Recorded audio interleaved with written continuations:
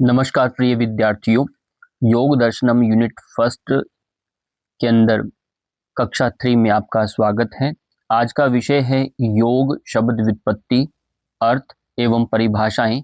हम आज इसमें पढ़ने वाले हैं, तो अभी रेडी हैं। तो सबसे पहले पढ़ेंगे योग शब्द की व्युत्पत्ति और उसका अर्थ क्या है। युज्यते अनेन, इस व्युत्पत्ति के साथ युज धातु से कर्ण अर्थ में घय प्रत्यय करने के योग शब्द निष्पन्न होता है, जिसका अर्थ होता है जोड़ना, अर्थात किसी भी वस्तु से अपने को जोड़ना या किसी कार्य में स्वयं को लगाना, ये योग का अर्थ हुआ।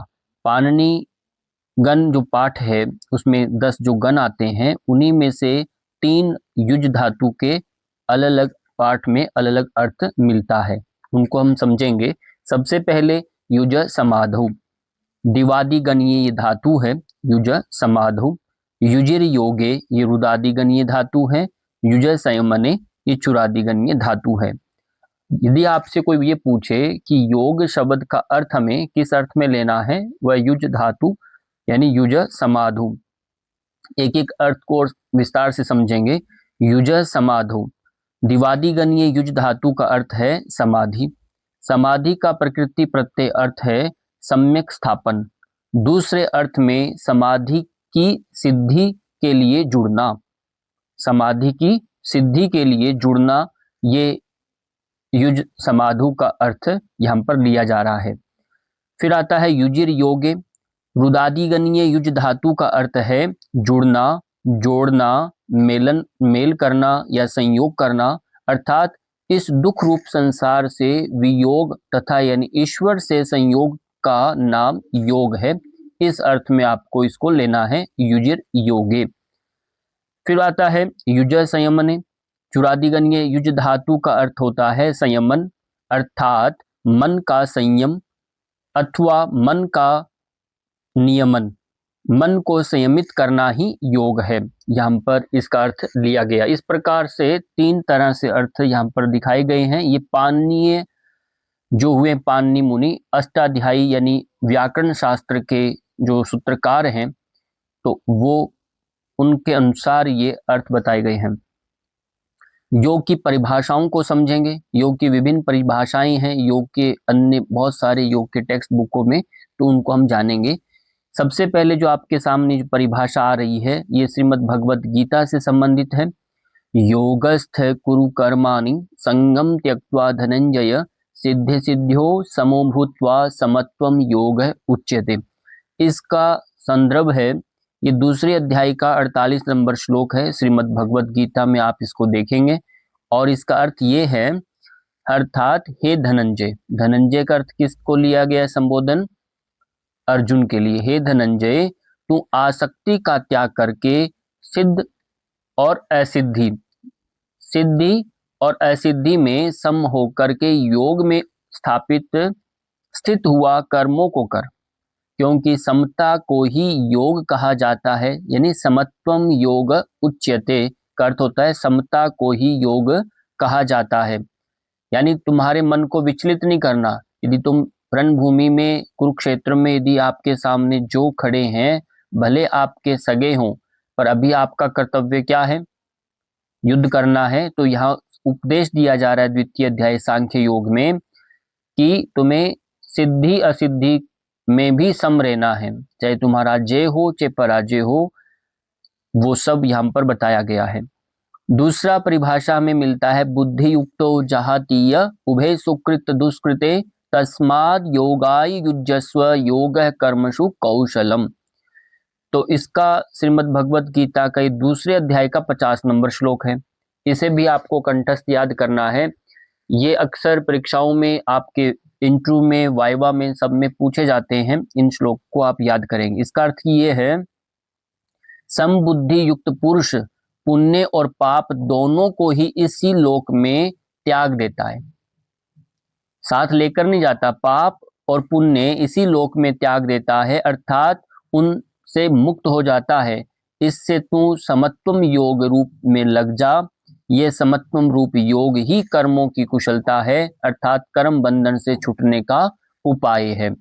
देखिए, आप स्पष्ट लिखा है यहाँ पर, बुद्धि युक्तो, बुद्धि से युक्त होकर के सुकृत और दुष्कृत, सुकृत मतलब अच्छे कर्म, दुष्कृत मतलब बुरे कर्म, इन पर आप उभे मतलब दोनों पर आपको विचार करके जहातीय त्याग देना है, इन्हें छोड़ देना है, इन दोनों में रमन नहीं करना, न अच्छे न बुरे, दोनों पर यदि आप विचार करेंगे तो यहाँ पर जो कर्मों में कुशलता कर्म जो बताया गया है इसे निष्काम कर्म बोलते हैं। ये कौन सा कर्म हो जाता है? निष्काम कर्म। निष्काम कर्म के अंदर क्या रहता है कि हम फल की इच्छा नहीं करते, हम केवल कर्म पर ध्यान देते हैं और उस कर्म में अकर्ता का भाव से कर्म करते हैं। तो ये एक परिभाषा यहाँ योग की दी गई है। तीसरा परिभाषा में मिलता है तम विद्यात् दुख संयोग वियोगम योग संजितम स निश्चयेन योगतव्यो योगो निर्वाण चेतसा। ये गीता के 6 अध्याय का 23 नंबर श्लोक आता है। इसमें क्या कहा? जो दुख रूप संसार के संयोग से रहित है, यानी संसार में हम सब लिप्त रहते हैं, तो यहाँ क्या कह रहे हैं? ध्यान दीजिए, ये संसार दुख रूपी है। यहाँ इससे कल्पना की है संसार क्या है? दुख रूपी है, और दुख रूप संसार के संयोग से जो रहित है, इसमें लिप्त नहीं है, इससे अलग है, तथा जिसका नाम योग है, उसी का नाम क्या है? योग। और जो लिप्त है संसार में वह योग नहीं है, उसे भोग बोलते हैं। वह संसार में रम रहा है, उसको भोग रहा है, उसको जानना चाहिए। ये वह योग न उकताए हुए अर्थात धैर्य और उत्साह युक्त चित्त से निश्चय पूर्वक करना कर्तव्य है। दुख के साथ वियोग एवं आनंद के साथ संयोग ही योग है। दुख यानी संसार तो दुख का रूप हुआ, इसलिए संसार से आपको वियोग करना है, जुड़ना नहीं है। और आनंद जो है यानी मोक्ष की प्राप्ति, चित्त जब आपका स्थिर होगा तो उस आनंद के साथ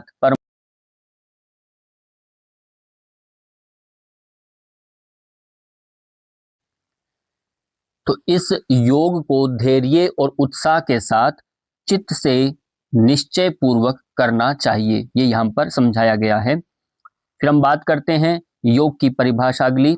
योग के ग्रंथों में सबसे प्राचीन व प्रमाणिक ग्रंथ जो माना जाता है वो महर्षि पतंजलि कृत योग सूत्र के प्रथम अध्याय में ही समाधि पाद के योग को परिभाषित किया गया है। कहा योगश्चित्तवृत्ति निरोधः, ये पातंजल योग सूत्र के पहले अध्याय का दूसरा सूत्र है। चित्त की वृत्तियों का निरोध होना ही योग है, ऐसा कहा। चित्त जो है यानी मन से अभिप्राय समझें, मन के अंदर जो तरंगे उठती हैं, विचार जो चलते हैं, उनका जब ठहर जाना, रुक जाना, तब क्या घटित होगा? तब योग घटित होगा। वह अवस्था जो है वह योग की है। महर्षि व्यास के अनुसार योग का अर्थ योग समाधि कहा। योग को समाधि बतलाया है किन्होंने? महर्षि व्यास जी ने, जिसका भाव ये है कि जीवात्मा इस उपलब्ध समाधि के द्वारा सच्चिदानंद स्वरूप ब्रह्म का साक्षात्कार करे, ये यहाँ पर बताया। और सांख्य शास्त्र के अनुसार पुम प्रकृतयोर वियोगे अपि योग इत्यभिधीयते, अर्थात पुरुष प्रकृति का वियोग ही योग है। ये सांख्य दर्शन के अनुसार ये परिभाषा योग की बताई गई है। पुम यानी पुरुष, पुरुष यानी चेतना, प्रकृति यानी जो जड़ है, जो सामने हमारे संसार है, जो आंखों से दिखाई दे रहा है वह सब प्रकृति है, जो दिखाई नहीं दे रहा वह पुरुष है, चेतना है। तो यहाँ स्पष्ट देखिए, पुरुष और प्रकृति, उनका वियोग, इस द्वैत को जो अलग अलग जान लेता है तो वह योग है, ये सांख्य दर्शन के अनुसार बताया। कैवल्य उपनिषद में कहा श्रद्धा भक्ति ध्यान योगाद वेहि, अर्थात श्रद्धा भक्ति और ध्यान के द्वारा आत्मा को जानना योग है। एक फिर बताया जीवन के सिद्धांतों को व्यवहार में लाने की जो कला है या युक्ति है उसी को योग कहते हैं। सांख्य का अर्थ सिद्धांत, सिद्धांत का अर्थ शास्त्र और योग का अर्थ कला है। तो ये विनोबा भावे जी के गीता प्रवचन पृष्ठ संख्या से लिया गया है। तो यहाँ इन्होंने इस प्रकार से योग को अभिव्यक्त किया है, योग को परिभाषित किया है। याज्ञवल्क्य स्मृति के अनुसार संयोग योग इत्युक्तो जीवात्मा परमात्मनो, अर्थात जीवात्मा और परमात्मा के मिलन को ही योग कहा जाता है। ये किनके अनुसार है? ये याज्ञवल्क्य स्मृति के अनुसार बताया गया है। कठोपनिषद बहुत प्रसिद्ध उपनिषद है, इसके अनुसार बताया यदा पंचावतिष्ठन्ते ज्ञानानि मनसा सह बुद्धिश्चन विचेष्टते तम आहु परमाम गतिम। ये कठोपनिषद के 6:10 में बताया कि जब पांचों ज्ञान इंद्रियां मन के साथ स्थिर हो जाती है, हमारी 5 ज्ञान इंद्रियां हैं, उनको याद रखना है जो, और वह जब मन के साथ स्थिर हो जाए, क्योंकि मन राजा है, ठहर जाती है और बुद्धि भी कोई चेष्टा नहीं करती है, अपितु निश्चल व निर्मल हो जाती है, उस अवस्था को परम गति कहते हैं। परम गति यानी योग कहते हैं। तो ऐसी स्थिति कब बनती है?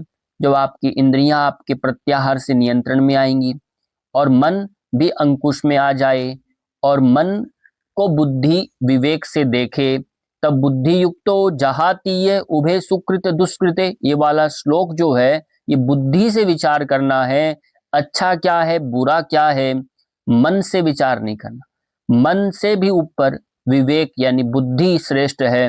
तो तब कहा बुद्धि भी कोई चेष्टा नहीं करती, और उस स्थिति में जब निश्चल एक निर्मल अवस्था होती है, उस अवस्था का नाम परम गति यानी योग है। ये कठोपनिषद में बताया। योग वशिष्ठ के अनुसार कहा संसारोत्तरेण युक्ति योग शब्देन कथ्यते, अर्थात इस संसार सागर से पार होने की युक्ति का नाम योग है। ये योग वशिष्ठ में बताया है। संसार सागर से पार होने युक्ति यानी उपाय, जो उपाय यदि कोई है वह योग है। लिंग पुराण के अनुसार चित्त की सभी वृत्तियों का निरोध हो जाना या उसका पूर्णतया समाप्त हो जाना ही योग है। ये लिंग पुराण के अनुसार है। श्री राम कृष्ण परमहंस के अनुसार परमात्मा की शाश्वत और अखंड ज्योति के साथ अपनी ज्योति को मिला देना ही योग है। महर्षि अरविंद के अनुसार जीवन के सिद्धांतों को व्यवहार में लाने की जो कला है या युक्ति है वही योग है। इस प्रकार से भिन्न भिन्न परिभाषाएं अलग अलग योग के प्रवर्तकों के माध्यम से, ऋषियों के माध्यम से, आचार्यों के माध्यम से बताई गई हैं।